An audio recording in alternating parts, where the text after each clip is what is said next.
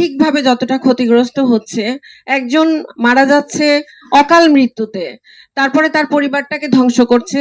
এটা আমার পরিবারে হচ্ছে, এটা আমার সমাজে ক্ষতি হচ্ছে, আমার রাষ্ট্রের উপর এটার প্রভাব পড়ছে। এই ব্যাপারে আমাদের সবাইকে সোচ্চার হতে হবে।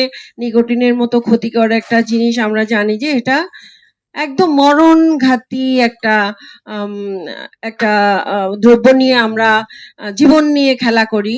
এটার যেমন ক্ষতিকর দিকগুলো আমরা সবাই জানি যে ক্যান্সার সহ ডায়াবেটিস, হৃদরোগ, নানান ধরনের মরণঘাতী রোগগুলাতে আমরা হওয়ার সম্ভাবনা শতভাগই মনে হয়।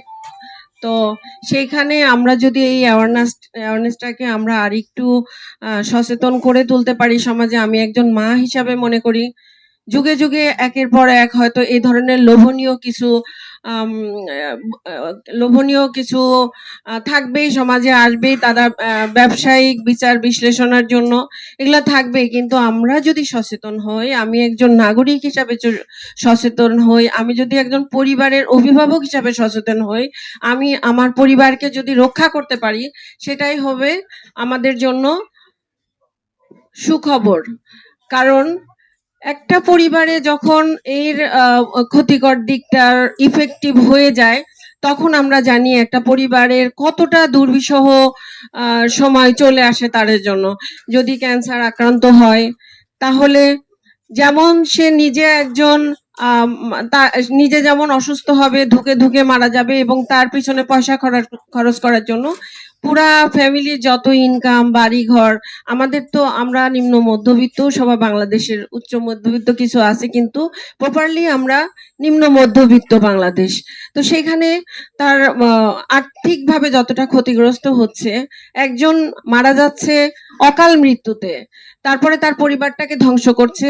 এটা আমার পরিবারে হচ্ছে, এটা আমার সমাজে ক্ষতি হচ্ছে, আমার রাষ্ট্রের উপর এটার প্রভাব পড়ছে। আমরা আরো কয়েকটা প্রোগ্রামে দেখেছি যে রেস্টুরেন্ট গুলার মধ্যে এই যে কর্নার করে দেওয়া হয় সেখানে ধূমপানের জন্য। আমার সৌভাগ্য হয়ে গেছে, আমি আমেরিকা কানাডাতে গেছি, কোথাও কোথাও কোথাও বাইরে ধূমপান করার কোনো সুযোগ নাই। তো এরকম যদি একটা সিস্টেম চলে আসতো, এরকম যদি একটা কড়াকড়ি নিয়ম দিতে পারতো, তাহলে মনে হয় আমাদের এই যে ধূমপানের পার্শ্বপ্রতিক্রিয়া হিসাবে একজন ধূমপানের পাশ দিয়ে আমি যেতে, আমি যতটুকুন ক্ষতিগ্রস্ত হচ্ছি, আমার সন্তান যতখানি ক্ষতিগ্রস্ত হচ্ছে, সেটা থেকে আমরা রক্ষা পাবো। বরং আমরা আমাদের বাংলাদেশে আমরা কারখানা খুলে দিচ্ছি, সেখান থেকে এটা উৎপাদন হবে। এটা নাকি একটা মিনি প্যাকের মতো এই যে জিনিসটা, এটার প্রতি মানুষের এই যে লোভনীয় একটা আবেদন থাকে, তখন অনেকেই এটার দিকে হয়তো ঝুঁকে যাবে। তো একজন মা হিসাবে আমি যেটা মনে করি, আমার পরিবারের রক্ষার দায়িত্ব আমার সন্তানদের সাথে আমার ভালোভাবে বন্ধুত্ব মতো গড়ে তুলে তাদেরকে পারিপার্শ্বিক এই সমস্ত কর্মকাণ্ডে না জড়িয়ে যায়, সেটার জন্য আমার মনে হয় নারীদের অনেক দায়িত্ব আছে।